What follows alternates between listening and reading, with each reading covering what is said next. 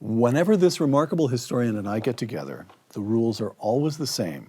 I get to ask 5 questions, any 5 questions I want. He has no idea what I'm going to ask, and to be honest, I'm not entirely sure myself. Stephen Kotkin on Uncommon Knowledge now.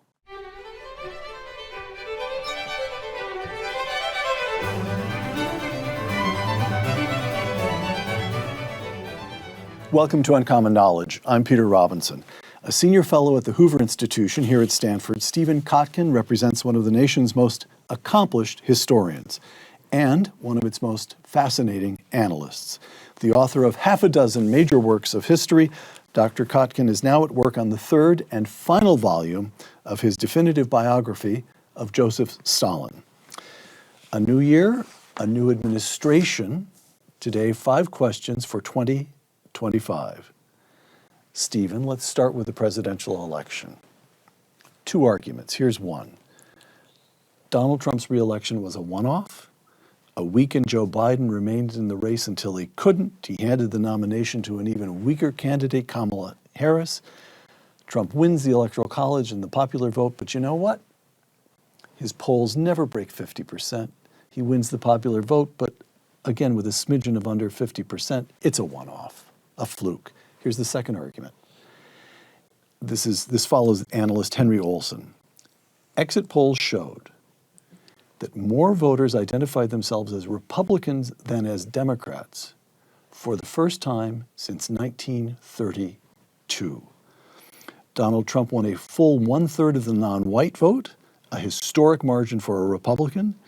In heavily Hispanic Miami-Dade County, Florida, which Biden carried with 54% of the vote 4 years ago, Trump wins with 55% of the vote.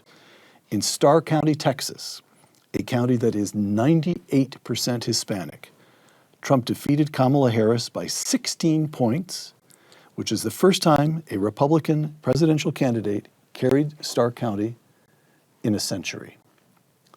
Something big happened. It wasn't a one-off. Which argument is right? Peter, it's great to be back. It's been too long. It has been too long, Stephen. Thank you for bringing me back. It has been too long. It's wonderful. That's the question I would have asked you. I'm not good enough to be sitting in your chair. I don't have the interviewing skills. I mean, I can do some of the prep like you do, but I don't have the skill set you have. But if I had been in that chair and you had been in this one, that's what I'd be asking you. So let's pan out. You know my style. 2024, one of the greatest years for democracy in recorded history. 8 of the 10 most populous countries voted in national elections. The only 2 that didn't vote of the most populous were China, which of course has no system of allowing the people to choose their leaders, and Brazil, because Brazil had had their national election before 2024. But otherwise, everybody went to the polls. Sure, in some cases, the polls aren't real, like in the case of Russia, but in most cases, they were. So you had half of the adult population of the planet was able to voice their views this year. So if you are a proponent of democracy, you just lived through one of the great fantasy years of all time. And yet, a lot of the conversation is about crisis of democracy, threats to democracy, democratic erosion, or democratic backsliding. And so what's going on here? And then let's get to the American case.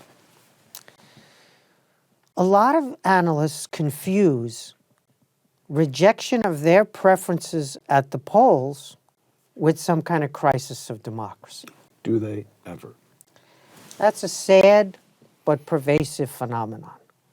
There can be crises in democratic governance, and there were some issues for sure this year that are really important. But when that many people, 8 of the 10 most populous countries, more than 2 billion adults, half the adult population of the planet, gets to vote, something good has happened. And so that's the first and deepest and most important point. Sure, we could look at Venezuela and how the election was won by the opposition, but the regime in power falsified it and refused to admit, even though the opposition proved with the numbers that they had won. And Venezuela is a challenge for the incoming administration, especially today as we speak. The leader of the opposition, or one of the leaders of the opposition, Machado, was arrested in Venezuela today. So there's a lot of that stuff, but let's be honest. It was a great year for democracy, and the democratic erosion, backsliding narrative took a beating.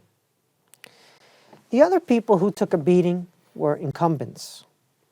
Incumbents of all kinds took a beating.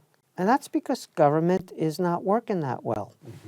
It's not working that well for majorities of people. It's working for some, but not for enough.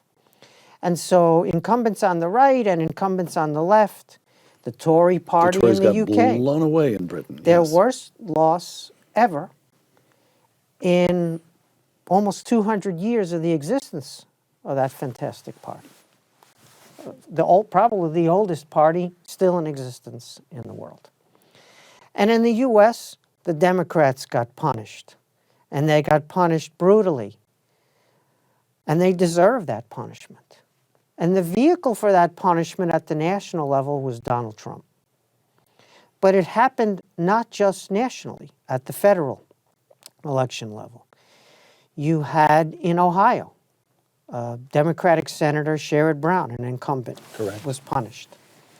You had in Pennsylvania the victory of McCormick, who had lost the last time around in the primary process on the Republican side. He won in Pennsylvania, okay, by the skin of his teeth, but nonetheless he won. He won. And we could point to other examples. Not every case were the incumbents punished, but in many, many cases.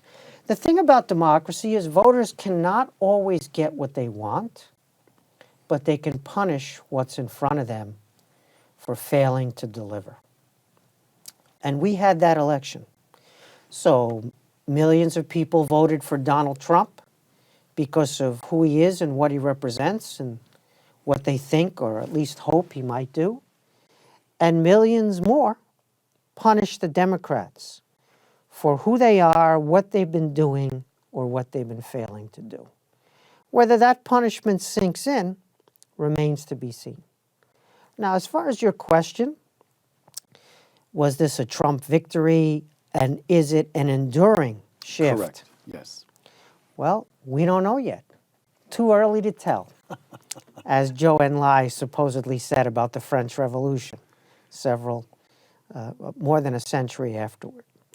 So it could well be that Donald Trump is able to consolidate some new quasi-organization of American politics, the way Roosevelt did in 1932 and after, until Reagan, as you pointed out in your question. Is Trump capable of that? Is the country on the cusp of that? Those are questions more for people like yourself. Remember, I'm only a voter. My expertise on American politics, as you know, is really just 2 days a year. That first Tuesday in November and April 15th, when I become expert on America. So Trump could well misread his mandate.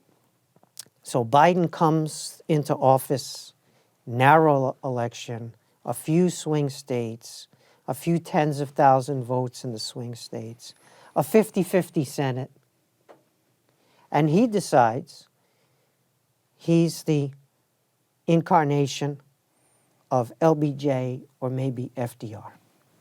And of course, we know what kind of majorities they had in this Congress. Right. And so that was a delusion on the part of Biden and his team.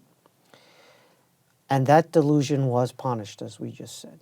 It was punished in the form of his vice president, but the punishment might even have been greater for him had he stayed in. So now Trump is in a position where how does he read what happened? Does he overreach? Does he decide that several 10,000s of votes in the 7 swing states, all of which he won, indicates that America is ready for an enduring multi-generational grand transformation? Or are we still a 50-50 country where the voters are poised to punish the incumbents should they fail to deliver at the first opportunity they have to punish them? We'll live to see that soon. I hope I'm on your show again before we live to see that, but it's coming. And so one can be optimistic about the larger trajectory of America and still be cautious about any massive realignment. You lived through a realignment. You had a front row seat. You know what a realignment really looks like. And so you're in a good position. You have an intuitive feel for this. So it's possible. I mean, it's there. It's there for the potential taking, but it doesn't happen automatically, as you know. Right. Russia and Ukraine, Stephen. It's still going on. Through last September, the United States had appropriated more than $180 billion in military and other aid to Ukraine. And yet the war has, for something like 2 years now, represented a stalemate. Russia holds about 1/5 of Ukrainian territory, and there seems to be nothing Ukraine can do to expel Russia, or that Russia can do to beat the remaining 4/5 of Ukraine into submission. The casualties have proven just staggering. The Economist magazine estimates between 60 and 100,000 Ukrainians killed, and some 400,000 wounded, and between 100,000 and 140,000 Russians killed, with something upward of 500,000 wounded. President Trump has promised to deliver a ceasefire, but in a recent press conference, he gave another one yesterday. This is a couple of days, a week or so before yesterday. He seemed to suggest that one aspect of the deal would be a promise to deny Ukraine entry into NATO. Putin seemed to laugh that off, as if he's going to hold out for a much better deal than that. How will this end? What will Putin take? And is that a deal Donald Trump should make? Yeah, we've been around the bush on this question, you and I, a little bit over the years now. This is the 3rd year of the full-scale invasion coming up in a few weeks, the 3rd year anniversary. Again, I think we need to step back a little bit here. On the one hand, we have this television show known as The Court of Mar-a-Lago. Right. And right now, the ratings are really good. Everyone's watching the show. You have this court society with an American TV version of European Castle, filtered through Vegas, right? It's kind of like a casino meets Hill Castle. Downton Abbey meets, in meets Italy. Caesars. Right. Yeah, okay. Right. And there are all these big personalities there besides King Donald, or would-be King Donald.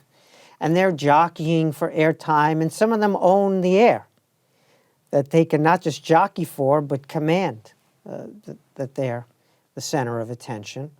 And so it's a show. And now there's going to be government. There's going to be a Congress with razor-thin majorities on the Republican side. There's going to be complex issues like budgets, which they haven't been able to do since you and I had black hair. Right.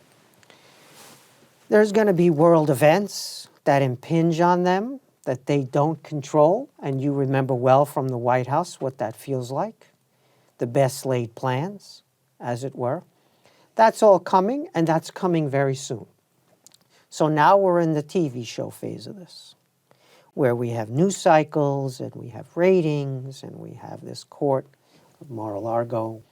You can't be a king in the American system because it was designed precisely, as you know better than anybody, to prevent that eventuality.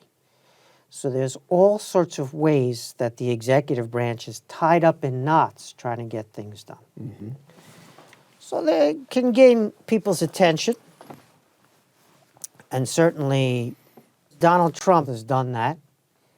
He has people's attention, but now he's got to govern, he's got to deliver, and these are intractable problems, domestically and internationally.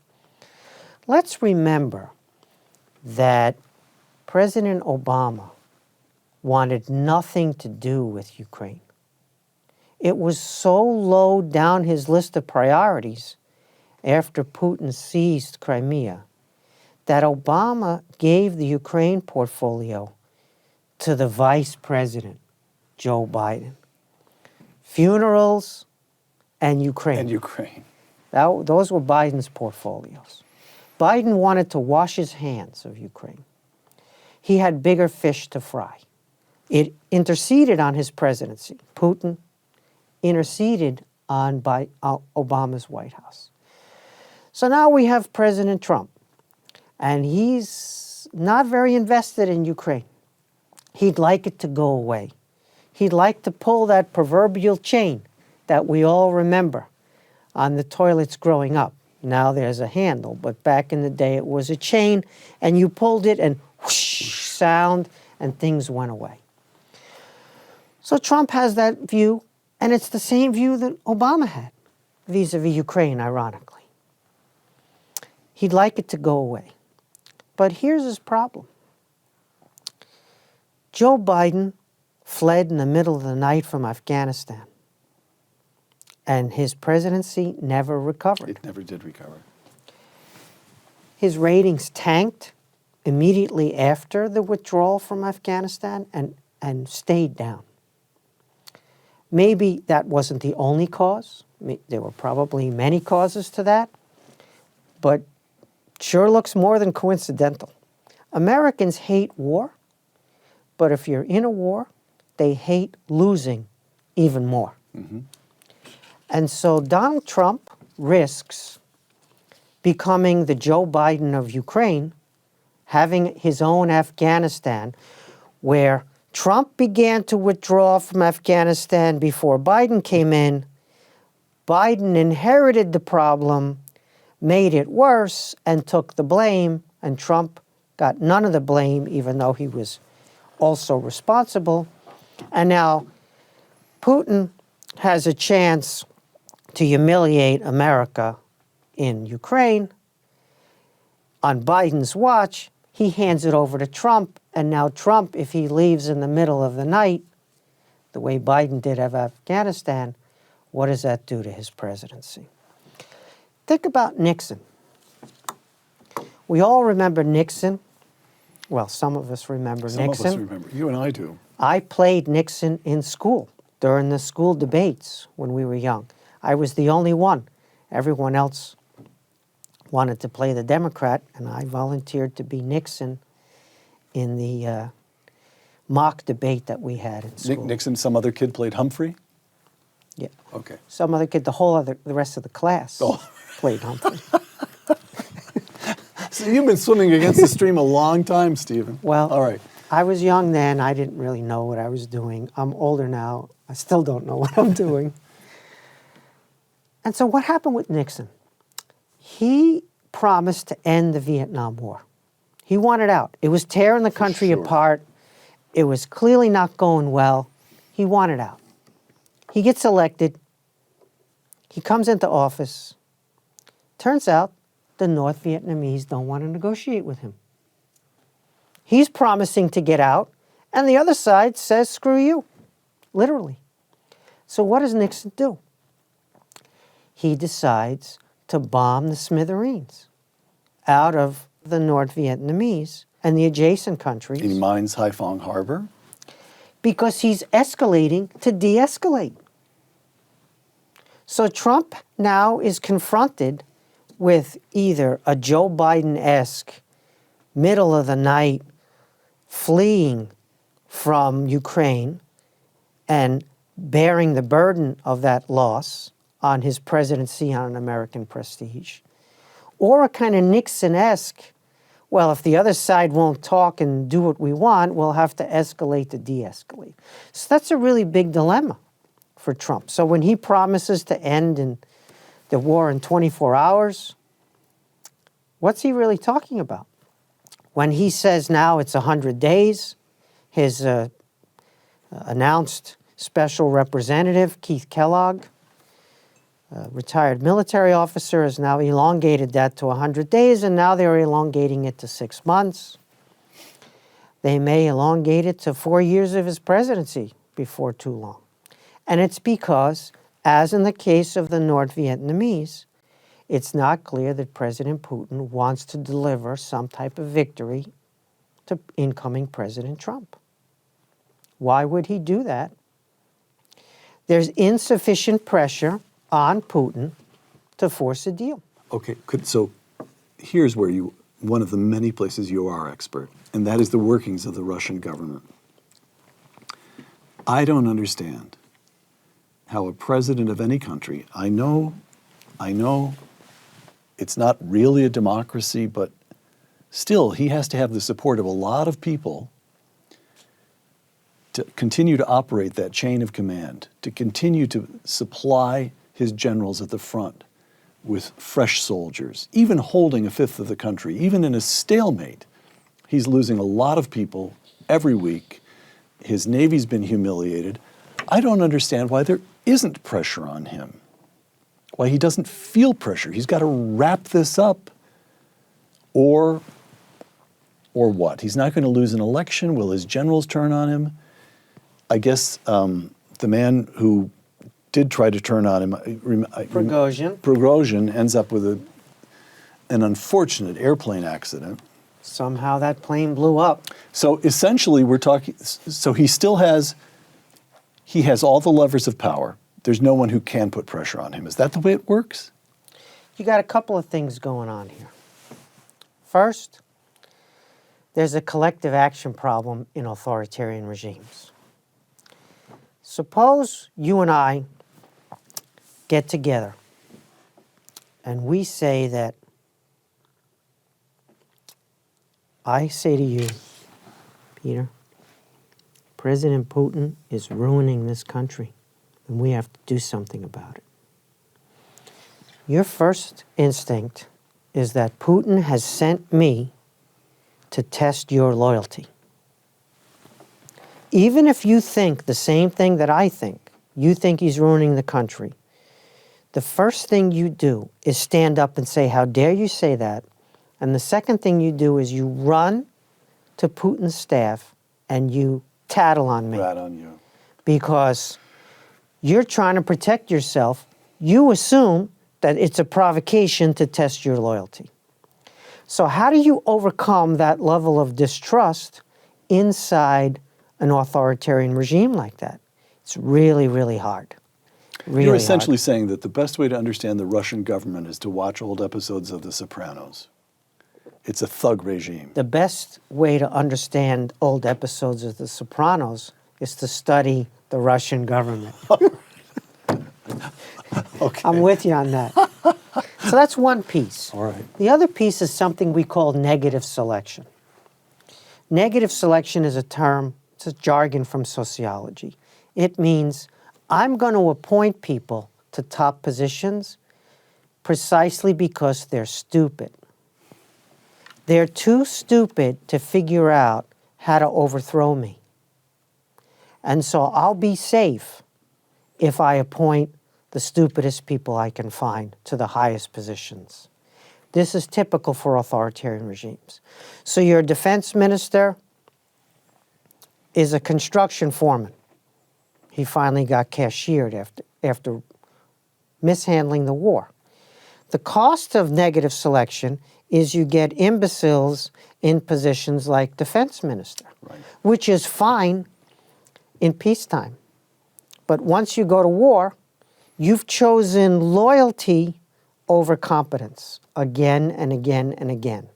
And you've done this on purpose, this negative selection. War has a way of auditing people's capabilities. It's kind of like doctors. All doctors are amazing until you get sick. Right. And as soon as you get sick, it turns out that some doctors aren't very good. Well, as soon as you go to war, it turns out that your loyalists aren't very good in many cases, but they're loyal, and they're also incapable of figuring out how to take you down. Now remember, he controls the military. He controls forces that are a threat to your regime. So actually, the worst people in terms of competence are often in the most powerful positions in these regimes. So that mitigates against taking Putin down, making him pay a price for his mistakes. In addition to the fear, the collective action problem, remember Mubarak's regime. It was a military regime. Egyptian. Hosni Mubarak, president of Egypt. Yeah, and he's old, has cancer. His son, Gamal, is not taken seriously by anybody as a successor. But the military guys that he has appointed, they're really unimpressive. That's why he promoted them. And they wait and they hesitate and they do nothing. And they can't move against Mubarak to save the country, even though, to save the country from their point of view, even though he's 80, has cancer, and his son is a non-entity. Why? Because they are non-entities. And so that's the second problem. And the third problem of why this persists on the Russian side despite the costs is that this is who Putin is. This is his life work. He has dedicated himself heart and soul to this. This is not something that he did and can walk away from. Everything. You know, sometimes you walk into that casino and you push all the chips onto one little tiny 00 or 0 or red or black. That's what he's done. So what's Putin doing here? He wants to eliminate Ukraine as a viable state. This is not about NATO expansion and him being under threat from NATO expansion. As you know, NATO is an alliance of pacifist countries with small defense budgets that don't ever want to fight a war again. And they threaten nobody but themselves. Okay. And so he wants to eliminate Ukraine. Look at this thing. He's talking to the Poles and the Romanians from 2014, 2016. Why don't you take the pieces of Ukraine you used to control? Why don't we just dismember this thing together? And they look at him like, what century do you live in? But that's his mentality. And so he wants this Ukrainian state to go away and become just a rump. If the Poles and Romanians, quote, won't take their piece, he'll take his piece and leave just an unviable rump. That's the goal here. And so for him, it's not about winning and losing the war in some military sense where you get this much terror. It's about destroying the viability of a Ukrainian state forever. He's bombing museums, cultural centers. They're looting all the cultural artifacts that prove Ukraine is a separate nation from Russia. That's what this is about. And so where do you compromise with that? Like, where's the deal with something like that? The Ukrainians are fighting an existential struggle for their existence. Whether one thinks America should be involved in that or not is a debate that you've had with many people on your excellent program. But that's incontrovertible that that's the struggle for them. It's existential for them. By the way, look at this. America was inert. The Russians were salamying America. Ukraine. Everywhere in the region. Georgia, everywhere. And it wasn't until the Ukrainians stood up that we stood up next to them. Same thing happened in the Middle East. Iranians salamying American power in the Middle East everywhere. And finally, for the country for whom it was existential, they couldn't take it. They stood up. Bibi said that's enough. They stood up And then we stood up kind of alongside them, not maybe full throttle, not maybe in understanding what was at stake and what the Israelis were going to do. But in both the case of Ukraine and in Israel, it was existential for the country on the front line that pushed America and Europe, in the case of Ukraine, but America and other Sunni Arab states, in the case of Israel, in the Middle East. And so this was not a plan that we had to sucker Russia into this. When this was about to hit, we evacuated our embassy. We destroyed up to $70 million worth of equipment at our embassy in Kiev before fleeing. We weren't ready to stand up for this. And so the Ukrainians did that. All credit to them for their courage and ingenuity. This is their survival at stake. So on our side, if you think about it, Putin will continue until he's afraid for his regime. He will choose his regime over his version of victory in Ukraine. So if his regime is at stake, if he feels a threat domestically to his regime, then you could see an armistice, a deal that was acceptable to Ukraine and our European partners. But what did we take off the table from the get-go? Pressure on Putin's regime. Inside Russia. We took that off the table because it was escalatory. It could potentially lead to a conflict directly between the U.S. and Russia, U.S., NATO, and Russia. So let's take that off the table. We escalate on the battlefield where Putin is stronger. He's got more people, and he doesn't care about their lives. And so he can throw them to their deaths. And so we're in a war of attrition with an authoritarian regime that doesn't care about the value of life. And we escalate on the battlefield, maybe slowly, according to some critics, maybe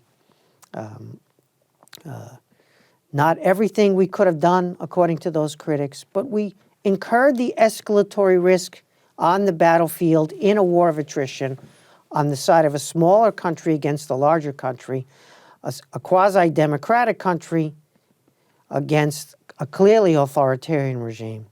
And we refused to escalate in the political space because we were afraid that that escalation would be too dangerous. As a result of which, where are we now? In the war.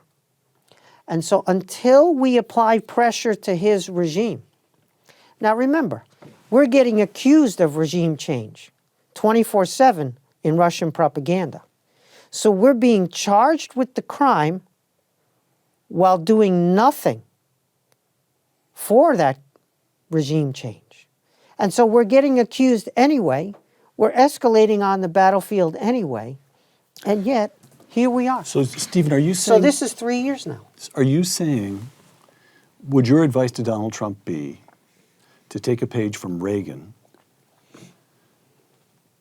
and apply new pressure, even if, at least initially, it's only rhetorical or diplomatic? Is it time to give speeches calling Putin, in effect, the leader of an evil empire? Is it time to do what Bibi Netanyahu has done, at least according to my Twitter feed, 2 or 3 times now? He's given speeches, recorded speeches, with social media you can do this now, in which he's directly addressing the people of Iran. He's talking to the people of Iran past their leaders. That's right. Donald Trump should talk to the people of Russia and say, we have no quarrel with you. You're the inheritors of a great civilization and culture. Begin planning. Vladimir Putin will not live forever. That kind of thing? You said a page from Reagan? Yes. How about the whole book? How about everything? The entire book and then some. All right. So, yes, yes, and yes again. Here's the thing. We often think that pressure on Putin's regime comes from the democratic opposition. Usually they're in exile or they're in prison if they didn't get out or refused to leave and were willing Prison to go where accidents happen. willing to go to prison for their beliefs. Correct. And oppose the regime. Several of them have been killed died in mysterious circumstances, most prominently Alexei Navalny, who died in a prison. We think about those people. Many of those people are unbelievably courageous. We know them from the Soviet times as well, and Reagan paid close attention to them. You were there. Met with them when he went to Moscow, as well as meeting with Gorbachev, despite the fact that there was pressure against him from our own State Department not to do that. Reagan instead did the right thing. I'm saying something slightly different. Our best hope in the short term are the Russian nationalists who are hurting for their country. They're not Democrats. They're not pro-Western. They're not big on human rights. But they don't want their country bled white. And they are hurting for their country because they're patriots. And they're those guys that I alluded to that know that Putin is ruining the place, but can't discuss it among themselves and survive. So not only does Donald Trump have to speak directly to the Russian people about how this guy is ruining your country, he's got to offer a deal to elites who might displace Putin. They might not have read the notes on the Constitutional Convention.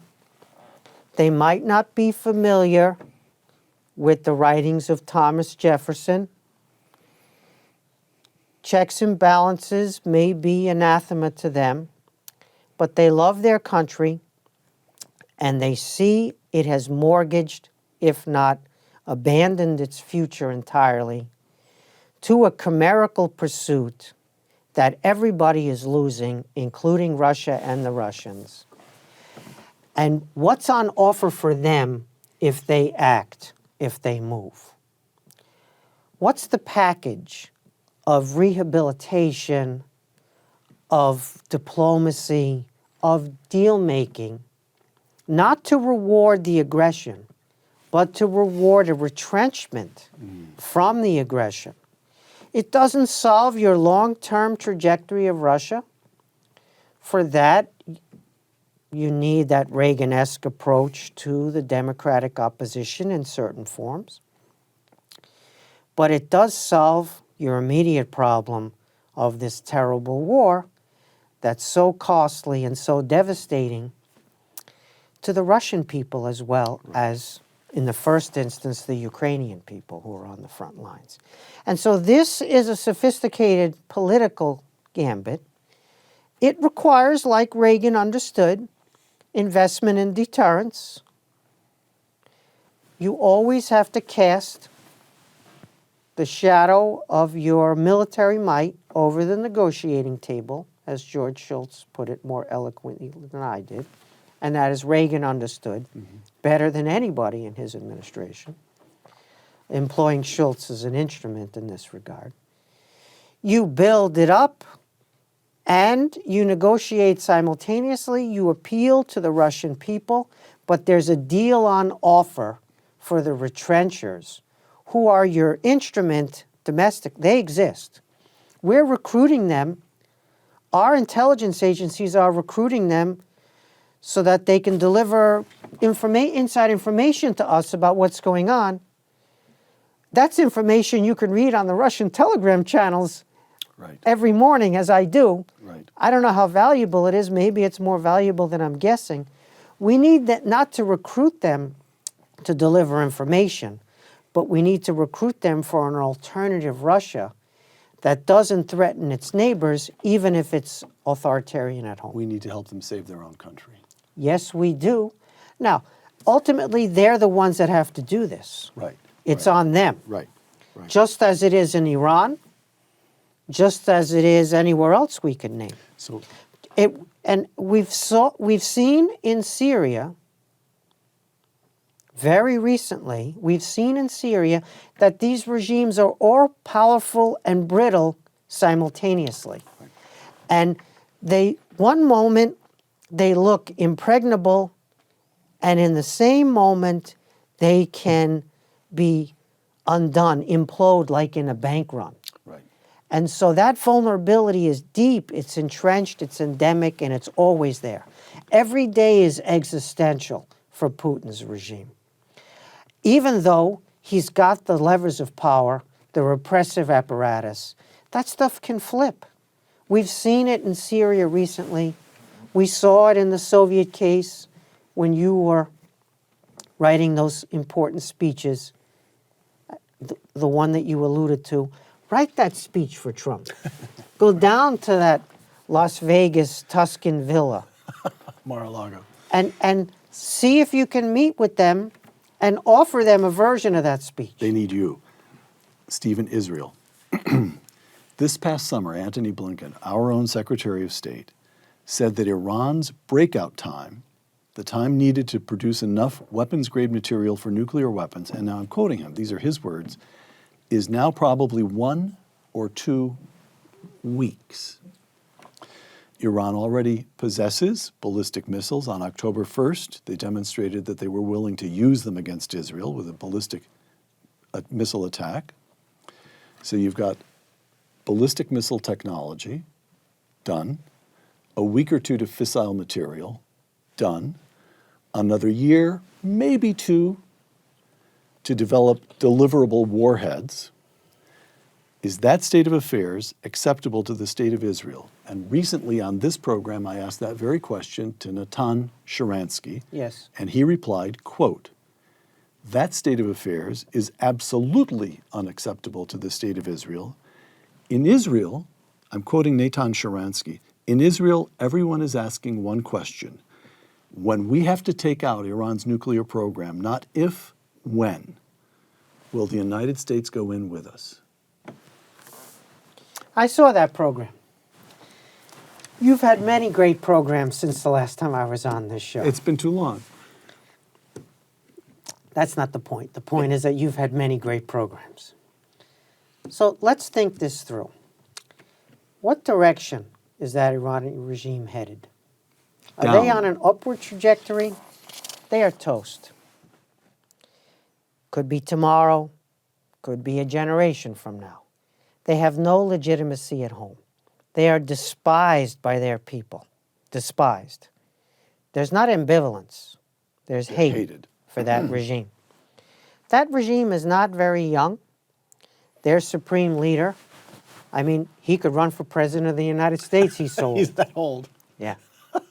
I mean, he is done, and they face a succession struggle of who might take over for him, which is a moment of enormous vulnerability for them. They have their own security apparatus, their own generals, their top generals, talking about the defeat that they suffered in Syria and the terrible consequences. What happened to their proxies, Hezbollah, in Lebanon. Their own top people in the highest jobs, responsible for the military, secret police, the paramilitaries, the Revolutionary Guards, the Basij, they know. The handwriting is on the wall. Again, it doesn't necessarily mean we get a democratic government in Iran. That would be the hope. We would love to see that in the first instance for the Iranian people, not just for the neighbors in the region. It's a tough region. There aren't very many democracies in that region. So that remains to be seen, what the outcome might be, what might replace this regime. We could well get a military security regime without the mullahs that resembles the Shah's regime. Which we'd take. Yes. So the question then for Israel and for the United States is, should we do something which turns the Iranian people against us? Should we risk wrecking that country so that, for example, they don't have electricity, they don't have water supply, they're starving, there's no food? Should we act in such a way when we're trying to punish the mullahs, the Islamist regime, and we punish the civilian population, so that the civilian population, which is now on our side, and on Israel's side to an extent that was unimaginable not that long ago, openly so, should we give them reasons to rally around the flag and potentially be angry at us because of the grief that we caused? Or should we maintain the external pressure, ratchet up the external pressure, watch this thing implode, have the Iranian people do it themselves, and thank us for assisting them in taking their country back? That's the question. If you act against that nuclear threat, what else do you get in the bargain? What other unintended consequences, potentially perverse and unintended consequences, come along with that? And so I'm not answering that question because I don't have the full access to intelligence that the Israelis and the Americans have. I have no security clearance at all. They may know things that are material that I don't know about the state of play, and you alluded to Blinken's public remarks. There's a credibility issue there for me. When the Biden administration is speaking about foreign policy issues that they were not front and center on for a long time, or very effective on. But let's take him at his word, and let's say there is that real threat. The vulnerabilities of that regime are so grave, and the possibilities, in a positive sense, of the implosion are so enticing, that I would carefully weigh action internal to Iran versus external pressure. Now, again, I could be wrong because I'm not as well informed as some others who are closer to this. But let's think about what Israel has achieved already. An enormous amount. Right. Dragging us along, kicking and screaming, the same way the Ukrainian thing happened, where we want to take credit for the actions, the courage and the ingenuity of the locals. And some credit is deserved on our part, but it's clearly the locals that are driving this. So the Palestinian Arabs, they've lost the war. They've lost this war again and again and again. And each time they lose the war, they lose it worse. And their civilians pay the price for this. Their civilians pay. Those elites continue to refuse to accept defeat. And the consequences are that in 1937, they could have had approximately 75% of historic Palestine. And they said, no, we want 100%. And in 1947-48, they could have had 55% approximately of historic Palestine. Said, no, we want it all. And then you have 67 and 73, and by the time you get to the 2000s, 22% of historic Palestine is now on offer. Now we're in 2025. What percentage of historic Palestine is on offer? Under Bibi Netanyahu, 0. Correct. So they've lost the war again and again, worse each time. And their civilians pay the price. And people over here are siding with Hamas and the Palestinian leadership. You can side with the Palestinian people as the victims in the middle of this. Those children, those mothers. the place is a ruin and will be a ruin for the rest of their lives. And that hurts to see that. So they've lost the war. They refuse to accept defeat. But what about the Israelis? They've won the war. They've won the war again and again and again. And each time they win the war, they win it bigger than the last time. When are they going to win the peace? What's the plan for winning the peace? They've proven that they can win the war. But where's the long-term strategy for winning the peace?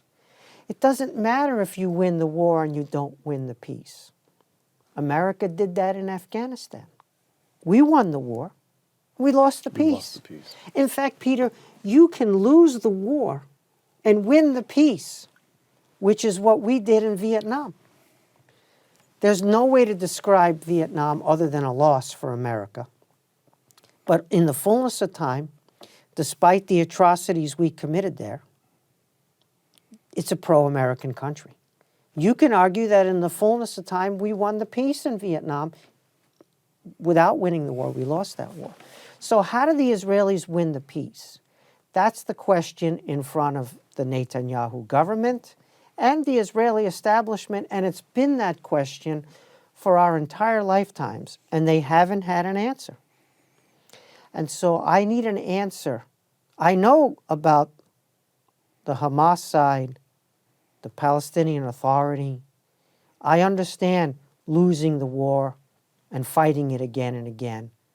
I understand how suicidal that is for their civilian population. Those people have only one life to live, and it's been sacrificed on their behalf. But I need Israel to win the peace. I need a plan that makes sense, not win the war in the next incarnation, but end the war, consolidate a peaceful settlement that works for everybody. And instead what I'm seeing is incursion into Syrian territory, which is not Israeli territory, and could be argued is a violation of the ceasefire agreement that the Israelis have. They argue that it's been rendered null and void because of the overthrow of Assad.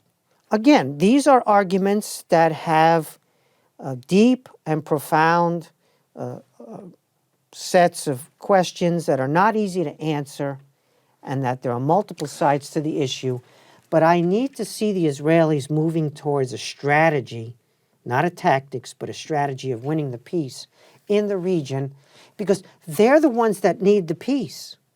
Israel is the success. Here's the answer. I have no idea whether I'm right about this, but here's an answer. Here's what we Israelis can do. And this is all we can do, but it's not nothing. We can become so strong that we can enforce peace in this region for 2 generations. And then we have an opportunity. When these horrible hatreds begin to be forgotten, when they begin to fade from the memory of the Palestinians or these poor people in southern Lebanon, the civilians who are the casualties. Yes. Then we can begin talking about an expansion of a region-wide marketplace. Then we can have peace. But right now, all that history is giving us the opportunity to do is defend the state of Israel with such strength that we are unquestionably unassailable, and then wait 2 generations. Is that an answer? I'm 100% in favor of Israeli strength and defending their security. And it's been very impressive to watch. It has been. Very impressive.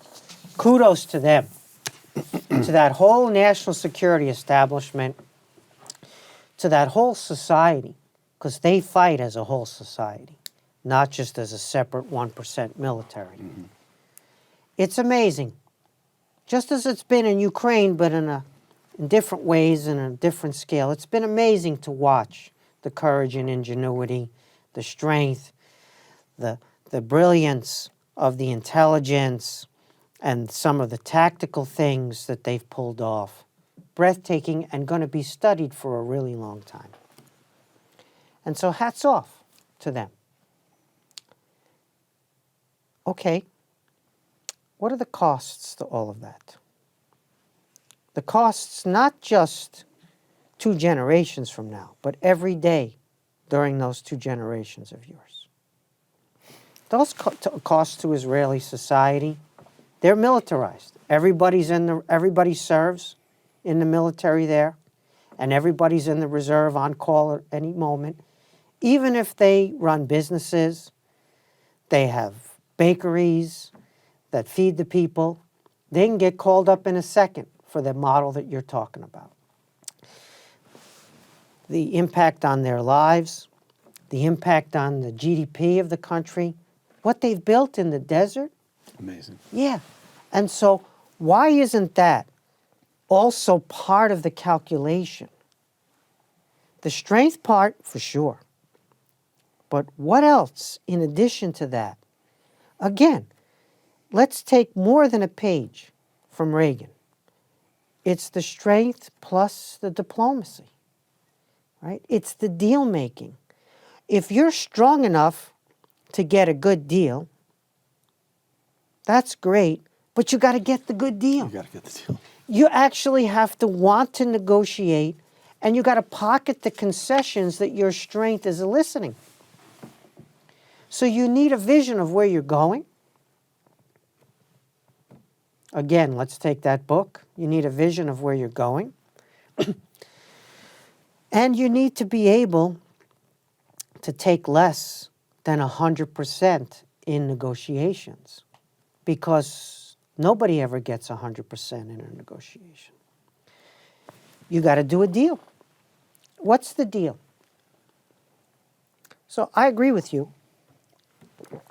The investment in the strength has paid off. It's been necessary, and it's paid off in spades. I just need more. Maybe the answer would be that this is as much as you can get in that region. Mm-hmm. You can't hope for more. And that could be true. But let's test that theory. You know, there's a lot of theories I want to test. People say money can't buy happiness. I want to test that theory. All right. Stephen, a couple of last questions here. Let me return you to the President-elect of the United States, Donald J. Trump. Here's a tweet by Donald Trump 72 hours ago as we record this conversation. Greenland is an incredible place, and the people will benefit tremendously if and when it becomes part of our nation. Make Greenland great again. I'm giving you first Donald Trump, and then I want to come to Richard Nixon. Add to that tweet President Trump's recent comments that he wants to return the Panama Canal to the United States, and add to that tweets and comments that Canada should consider becoming the 51st American state. That's Donald Trump. Now let me give you Richard Nixon. This is Nixon as quoted in his chief of staff, Bob Haldeman's memoir. It's Nixon talking to Haldeman. Since you did Nixon in a debate, I feel myself slipping into my Nixon here. I call it the Madman theory, Bob. I remember I call it the Madman theory, Bob. I want the North Vietnamese to believe I've reached the point, Nixon, I've reached the point where I might do anything. We'll just slip the word to them that we can't restrain Nixon when he's angry, and he has his hand on the nuclear button, and Ho Chi Minh himself will be in Paris in 2 days begging for peace. Greenland? Are we seeing the madman theory of international affairs in Donald Trump? What is going on? Again, it's a great TV show. The Court of Mar-a-Lago, King Donald. You're probably not going to be shocked to learn that I'm not watching. I'm not on social media. I don't watch television. Sometimes it's on in the gym, but with no sound, and I see the screen. Of course, it's Red Army Channel, 10 screens long, MSNBC. So I don't know really what's going on with that because I'm not paying attention. Let me just say that the Madman theory for Nixon, it didn't work. So whether it was true or not, or let's put it, if it were true, it still didn't help him very much, did it? I mean, after all, we know the results of Vietnam, the Madman theory. So here's your challenge. It's a big one. There's not enough American power in the world. That's your problem. That's your number one problem in the world today. Insufficient American power. Now, that's going to sound paradoxical. The left blames America for everything. Right. And wants America overthrown at home, let alone abroad. And the right doesn't like America getting involved abroad in other people's business because it feels there's enough business at home for us to get involved in. So the left and the right, in horseshoe fashion, are coming together on this critique of American power, which we're hearing not from everybody in the orbit of Court of Mar-a-Lago, but we're hearing it from some of them and some of the more prominent members of that group. But Donald Trump, he wants to play the strong man. He wants to be taken as a strong man. And part of the strong man is to bluff and bully, and that's what he's doing. And the interesting thing about American power, where does it come from? Where does American power come from? Well, it comes from our political system, which is immortal. The institutions are so rich and so deep and so fabulous that no matter how many times we try to ruin them, they prove their durability and they prove us wrong. It comes from the institutions. It comes from the free and open society and the dynamic market economy. No matter how many times we want to regulate it to death and strangle and suffocate entrepreneurialism and tax it till it can't breathe, it finds a way and produces the wealth that no other country in recorded history has ever produced.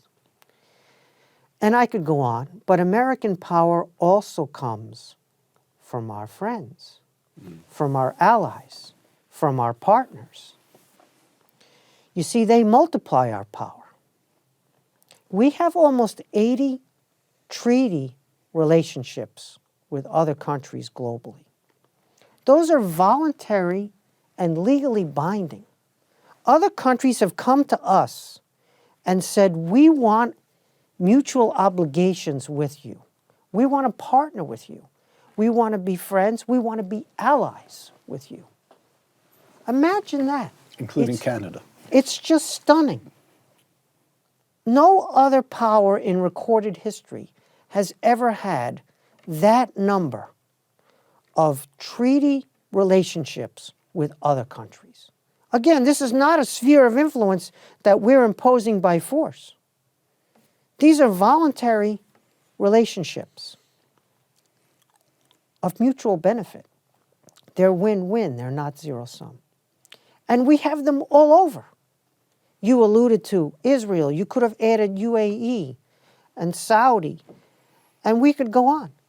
So it's not just the transatlantic alliance.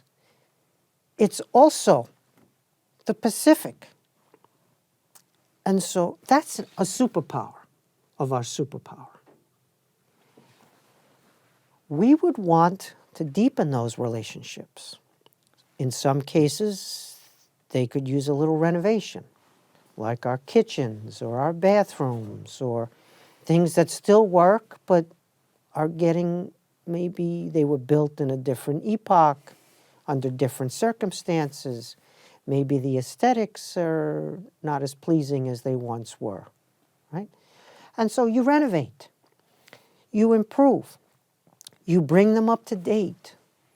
And so if you had that degree of amplified power through relationships. Again, it's based upon our system of government. It's based upon our free and open society, dynamic economy.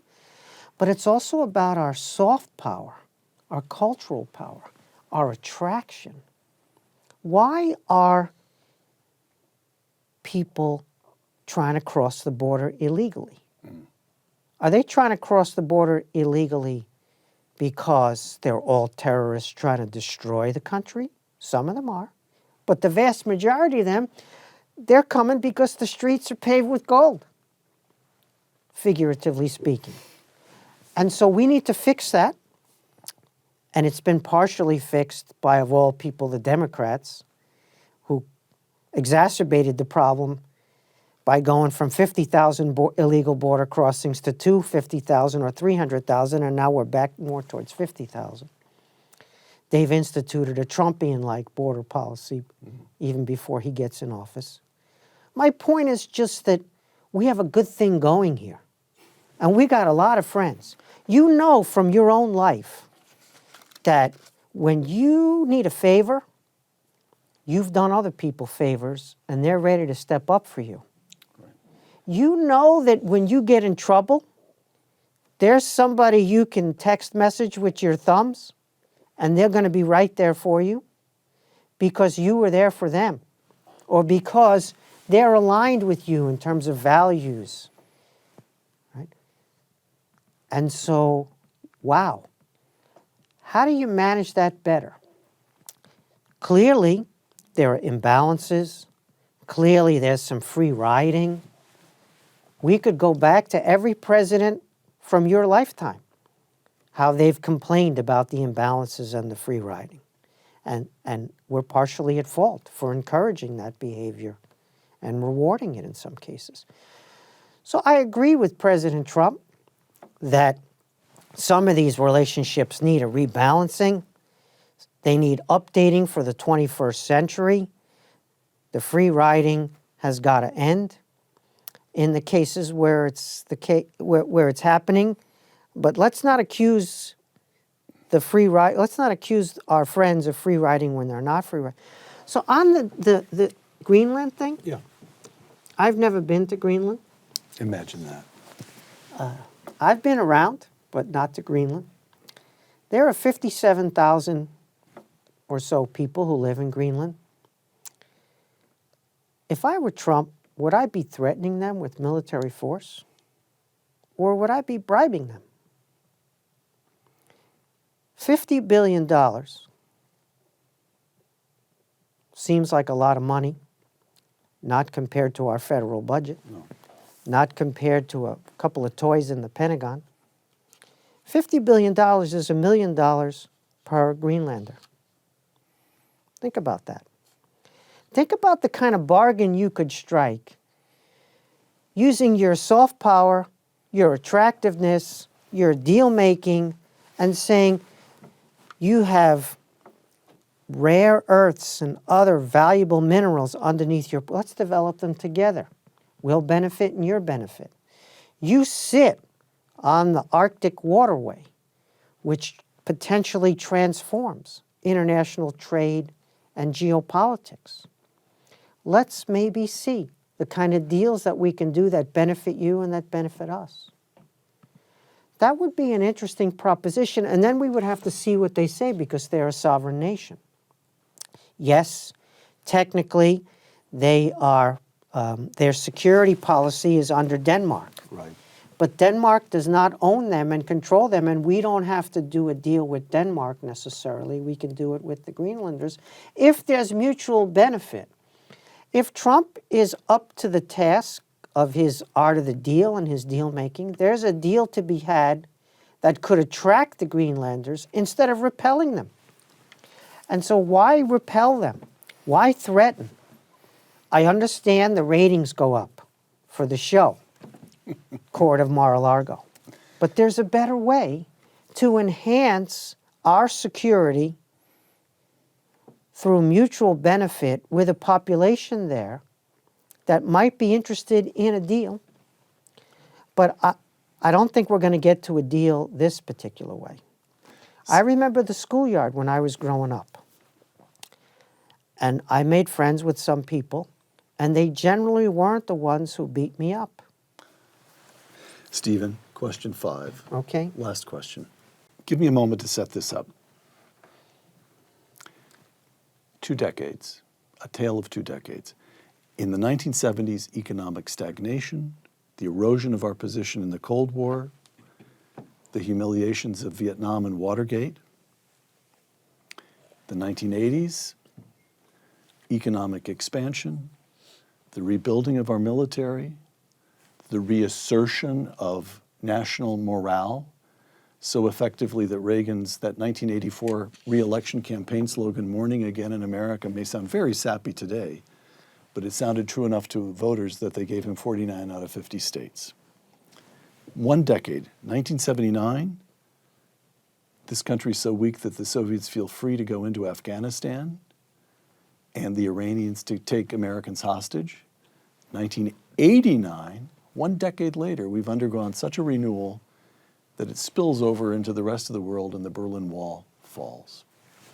Now, we have this election, the re-election of Donald Trump, and a lot of people, as you know, I just taped an interview with Mark Andreessen. He's one of them.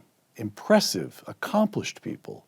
Mark Andreessen, Elon Musk, David Sachs, Vivek Ramaswamy.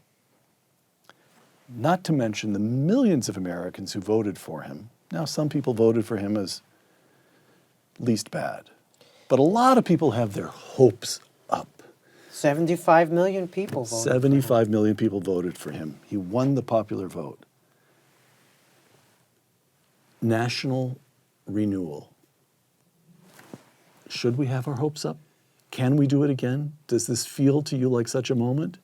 Or are we going to be muddling through the way we have been for decades now? Yeah, you're returning to your first question here in some ways, and it's exactly the right question, unsurprisingly, from you. Let's think of the landslides in American history, just the modern American history, the landslides. More or less 4. Roosevelt, 32. landslide, which was enduring. Yes, it was. The country was changed. It Yes, was not just realigned politically, but it was fundamentally changed in its institutions. One can argue for better or for worse. That's a worthy question of debate, but it was big. The next one, Lyndon Johnson. Lyndon Johnson, massive landslide. Remember 64? 64. Barry Goldwater Got buried. completely. Lyndon Johnson didn't even run again. He was gone. He's a one-term president. What kind of landslide was that? In some ways, it was a false landslide because it was the end, not yet, but it was the coming of the end of the Roosevelt realignment domestic transformation. Because the next big landslide turns out to be Reagan. And it's the Goldwater platform that is on the other side of the landslide. Not 100%, of course. Reagan was not Goldwater. You know better than I do what the differences were. But there's enough overlap between 64 and 84 where one is a landslide one way and the other is a landslide another way to think that's interesting. And that was another realignment, a fundamental realignment of the political structures in the U.S.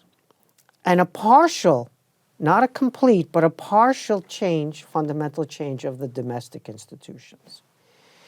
There was a deregulation, tax cuts, commitment to free enterprise, commitment to strength abroad.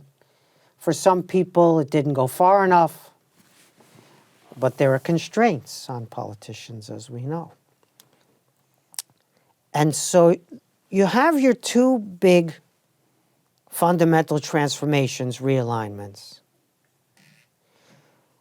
We could have talked about Nixon's landslide, and he resigns not long after his landslide. So LBJ and Nixon, gone in a flash, and FDR and Reagan, much more enduring. Different ways. One way and then the other way.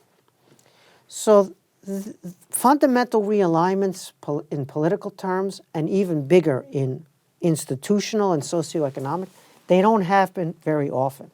They happen less frequently than landslides, and landslides are also infrequent. Certainly nothing since Reagan. Okay. So it would be a tall order for us to have a Reagan-esque moment in that direction that you're alluding to. Mm-hmm. It would be a really tall order. It would be about Trump being Reagan-esque, and it'd be about real policies getting through the political system, not executive orders, but laws passed by the Congress. It would be about renewing community ties across the country at all levels. It would be about so many things. We're seeing some of that at the state level, below the state level, in the counties. There's a lot of optimism in many places across the country. Ironically, the tech revolution has not just empowered the coasts, but moved beyond the coasts into the interior, empowering a lot of places in the interior in extremely positive ways. Things are happening in Texas and Tennessee and Florida. Yes. And in places that you're surprised but shouldn't be surprised when you get there. And so there's a lot of renewal underway, and there's a hunger for renewal. Is there the political entrepreneurialism, which requires not just a president? Remember, Reagan's partner was Tip O'Neill from the other party. Mm-hmm. It requires a lot, but the system has delivered this before, and it can deliver. We were at a much lower point in the 70s than any time we've reached since then, whether you're talking about polarization, violence in the society, economic stagnation, inflation. Things have been imperfect more recently, but there has been nothing like the 70s, which of course Reagan reversed. Not alone, but he was a huge part of that. So one can be optimistic about the possibility, but it doesn't happen automatically. It requires agency. It requires that deft touch, that political entrepreneur, the person with a vision, not just with a news cycle. It requires cooperation across the aisle in political terms. It requires so many things. Success is about competent and compassionate leadership and social solidarity and trust. Competent and compassionate leadership, social solidarity and trust. It's in the society, it's there. It has not been to the forefront. This morning, I did something that I usually don't do. I watched some television. Not an actual television, but C-SPAN. Because Jimmy Carter was memorialized in that grand cathedral in D.C. that you know really well. Mm-hmm. And it was a special moment. 5 living presidents, all in the same aisle of the cathedral, and Jimmy Carter's casket with the flag over it, just a few feet away. It was solemn. It was dignity, and it was spiritual. For believers and unbelievers, the spirituality was unmistakable. Jimmy Carter taught Sunday school for more years than most people live on this planet. He taught Sunday school while president, including before being president and after president. And he read those Bible verses at Sunday and talked about the lessons from the Bible. I don't know if there was a president ever in the United States history who was readier to meet their God than Jimmy Carter was today. It was a very inspiring moment. Yes, the sitting president made a speech. I stopped watching at that point. I wanted the better parts of the event to be stuck in my memory. There were some allusions to partisan politics that I didn't think were appropriate. But Gerald Ford's son read a eulogy that Gerald Ford had composed before his own death, because Jimmy Carter and Gerald Ford had promised each other that they would each read eulogies at their funerals. And Ford had an inkling. He was 10 years or so older than Carter. He had an inkling that he might go first. Carter was alive when Gerald Ford died. I guess it was 2006 maybe. But obviously Gerald Ford was not there today. But his son read the text, and it was a beautiful text about their friendship, which they had forged on Air Force One when President Carter brought former President Ford to Anwar Sadat's funeral in the Middle East. We told reporters on the plane that a lasting Middle East peace would require the United States to make tough decisions, like confronting the Palestinian issue directly, thereby building on the work to which President Sadat had literally given his life. And of course, Carter had done the deal with Sadat, bringing peace between Israel and Egypt, which has lasted to this day and is a foundation of Middle Eastern policy. And Ford and Carter became friends, the bitter enemies. You know what the campaign was like. You know the mudslinging. You know the disappointment of Ford in losing. All presidents are failures because that's how our system is designed. Even Ronald Reagan, to an extent, didn't achieve everything he did. But the system is a success. And that was shown today in that cathedral. And that renewal is in there. It's in those leaders who can be competent and compassionate, like they were at the funeral today. And it's in the society that can regain the social solidarity and trust. And maybe it doesn't happen, and we're disappointed again, but let's give it a try. Stephen Kotkin, thank you. For Uncommon Knowledge, the Hoover Institution, and Fox Nation, I'm Peter Robinson.